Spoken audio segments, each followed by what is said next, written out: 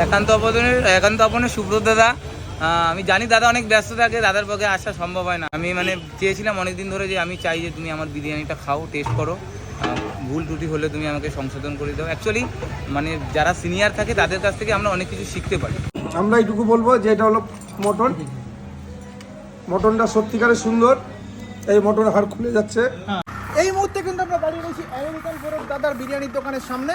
তো আমেরিকান দাদার বিরিয়ানি খেতে চেয়েছেন আমাদের চাকদার একান্ত আপনে সুব্রত দা, যেই দাদা কিন্তু গোটা খাসির বিরিয়ানি বিক্রি করে সারা ওয়েস্ট বেঙ্গলের মধ্যে একটা আলোড়ন সৃষ্টি করে দিয়েছে। তো আজকে আমেরিকান দাদার দোকান থেকে মাটন বিরিয়ানি নেবো, সঙ্গে চিকেন চাপ নেবো, এবং এখানকার বিরিয়ানি খেতে তার কিরকম লাগে টোটাল ফিডব্যাকটাই কিন্তু জানাতে থাকবো আমার এই ভিডিওর মাধ্যমে। চলুন নেওয়া যাক আমেরিকান দাদার দোকান থেকে বিরিয়ানিটা আবার পার্সেল। একান্ত আপনে সুব্রত দাদা। আমি জানি দাদা অনেক ব্যস্ত থাকে, দাদার পক্ষে আসা সম্ভব হয় না। আমি